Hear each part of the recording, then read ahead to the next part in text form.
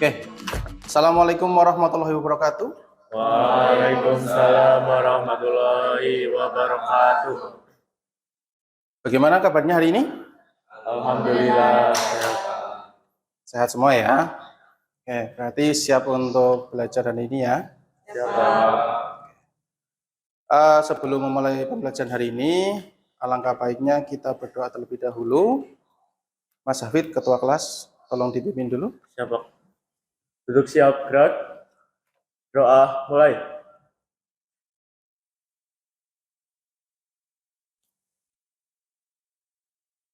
Selesai. Oke, terima kasih Mas Hafid. Nah, sebelum saya lanjutkan, untuk kehadirannya hari ini apakah semuanya hadir? Hadir, Pak. Hadir semua ya. Oke, 15 anak. Di pertemuan sebelumnya kita sudah membahas tentang unsur, senyawa, kemudian praktek tentang campuran ya. Kemarin saya minta kalian untuk menyaring air yang kotor karena ada pasirnya. Air yang kotor itu bisa kita katakan sebagai air yang tercemar ya.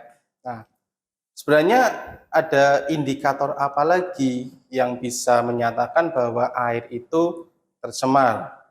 Sebelumnya coba dilihat artikel yang saya taruh di PowerPoint, pabrik di Purbalingga. Kiki izin menjawab. Oke, silakan Mas Kiki. Artikel tentang pabrik di Purbalingga, ada pabrik bulu mata, pabrik rambut palsu, pabrik knalpot, pabrik minyak goreng, dan lain-lain, Pak. Oke. Saya Mukrom izin bertanya, Pak. Mukrom, ya gimana Mas Mukrom? Kalau boleh tahu, IPAL itu apa ya, Pak? IPAL, Iya. oh ya. IPAL itu kepanjangannya adalah instalasi pengolahan air limbah sebagai tempat penampungan dan pengolahan sebelum limbah dibuang ke sungai misalnya atau badan air yang lainnya ya. Jadi IPAL itu penampungan dan pengolahan sebelum limbah yang berupa cair itu dibuang ke sungai supaya tidak berbahaya. Begitu Mas Mukram? Kerjakan dulu pretest ya melalui link berikut. Silakan dicoba dibuka di browser kalian masing-masing.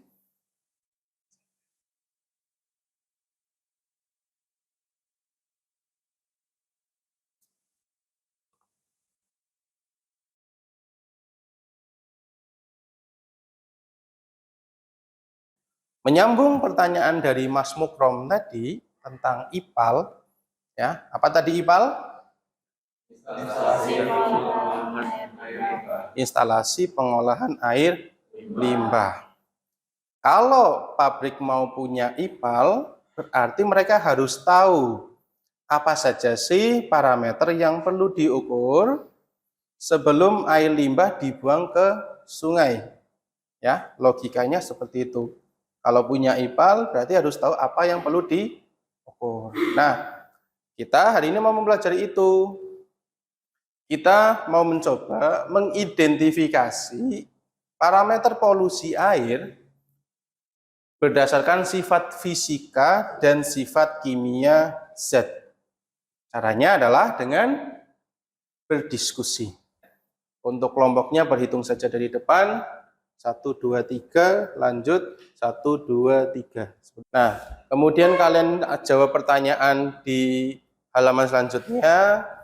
Di ujung, di bagian akhir saya minta untuk membuat PPT ya, dengan menggunakan Canva. Nanti dikirimkan ke saya lewat WA Group. Cukup jelas? Jelas. Oke. Kok bisa mereka tahu sungainya tercemar sampai mengadu ke DLH itu kenapa?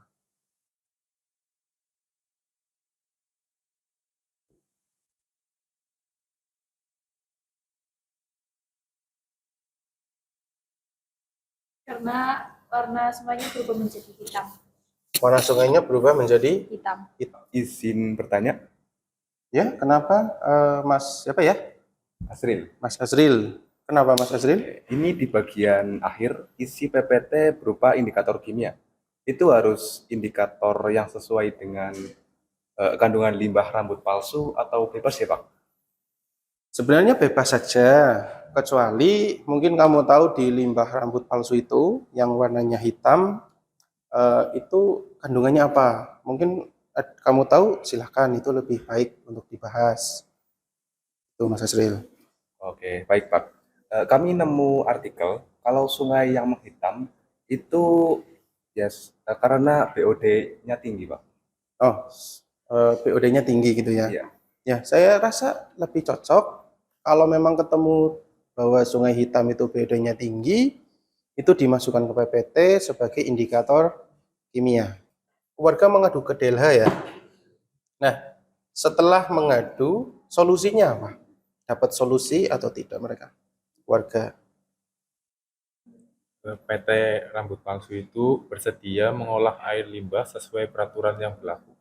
Sesuai peraturan yang berlaku. Oke. Terus di soal nomor 3, kan kayaknya saya melampirkan harus ada harus menyesuaikan dengan peraturan ya. Di soal nomor 3 peraturannya apa?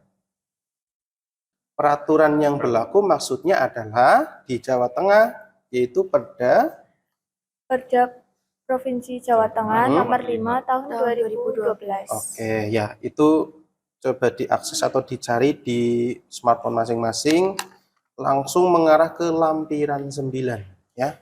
Sudah selesai kanvanya? Sudah. Sudah dikirim ke WA Group belum? Sudah. Coba saya cek ya.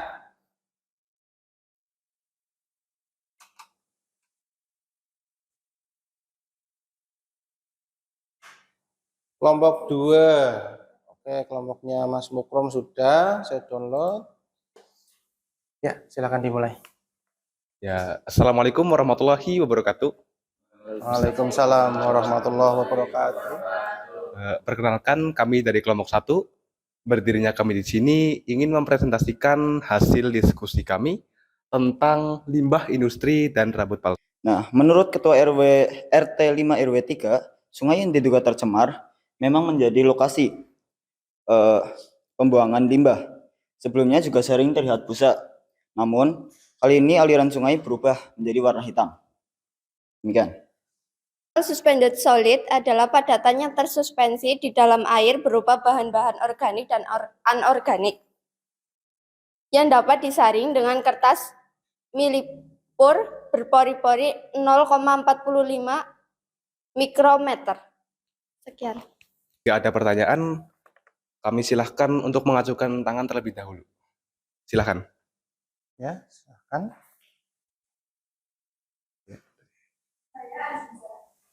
Boleh dijelaskan apa itu kertas Kertas mi. Ya, terima kasih atas pertanyaannya. Kertas milopor itu maksudnya kertas saring. Biasanya digunakan di laboratorium kimia. Kira-kira seperti itu. Assalamualaikum warahmatullahi wabarakatuh.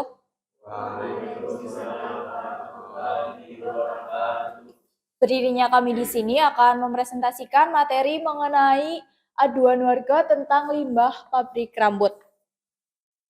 Larutan.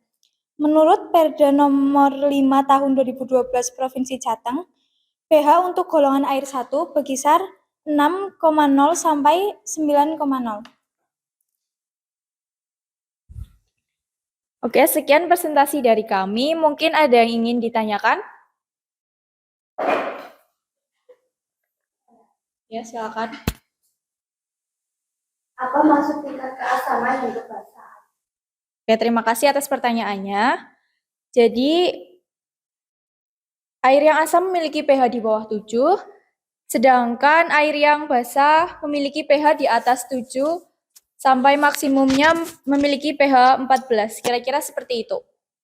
Kalau asam memangnya kenapa dan kalau basah kenapa? Air yang terlalu asam atau terlalu basah bersifat korosif atau bisa mengiritasi makhluk hidup, jadi tidak aman untuk ikan maupun manusia. Terima kasih. Baik, Assalamualaikum warahmatullahi wabarakatuh. Waalaikumsalam warahmatullahi wabarakatuh.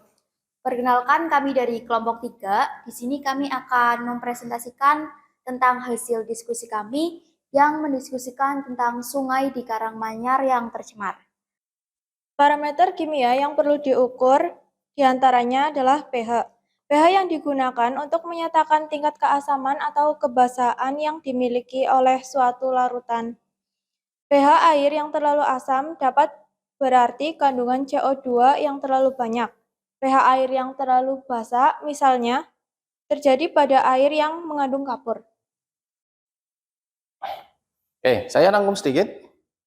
Indikator fisik itu bisa diukur tanpa merubah kandungan zatnya. Ya, tidak ada perubahan kimia yang terjadi.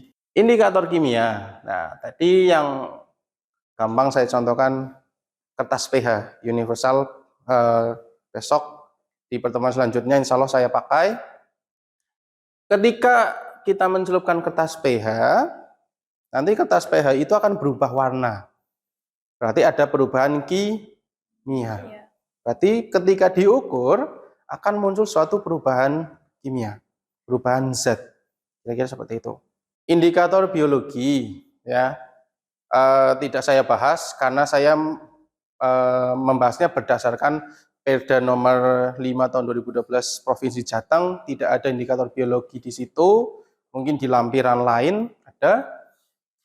Di antaranya yang terlihat jelas, jika ada ikan mati di sungai itu, berarti sungai itu airnya tidak aman. Ya, jangan dipakai apalagi untuk minum.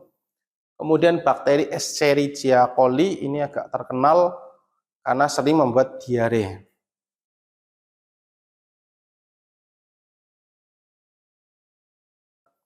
Mungkin coba diuji lagi pengetahuannya, kerjakanlah post-test melalui link di depan s.id/1lrm0, itu 0 ya, bukan O, itu 0.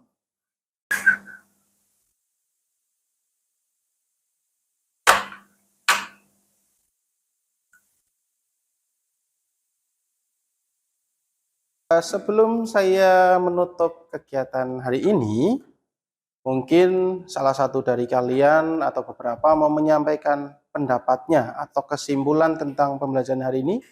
Saya persilahkan. Saya, Pak. Ya, siapa namanya ya? Prima, izin berpendapat. Prima, silakan Mbak Prima. Dari kegiatan hari ini, saya jadi tahu bahwa Outing kelas, artinya maksudnya keluar gitu ya. Jadi kita belajar tapi tidak di kelas gitu ya maksudnya ya. Oke, terima kasih sekali atas sarannya Mbak Prima. Memang untuk pembelajaran di luar, apalagi pengen melihat IPAL, kita kan dari tadi cuma teorinya ya. Memang lebih asik, lebih enak kalau langsung melihat gitu ya. Seperti waktu kalian dibawa ke TPST, pengolahan sampah yang di Banyumas ya, itu kan asik. Tapi saya usahakan suatu saat nanti, karena membawa kalian keluar itu saya butuh izin ke sana kemari. Gitu ya. Oke, ya. Terima kasih sekali untuk sarannya, saya usahakan. Ya, sebelum kita menutup kegiatan belajar hari ini, marilah kita berdoa kembali. Saya minta ketua kelas Mas Hafid untuk memimpin berdoa lagi ya. Pak. Ya. Duduk siap, gerak. Doa mulai.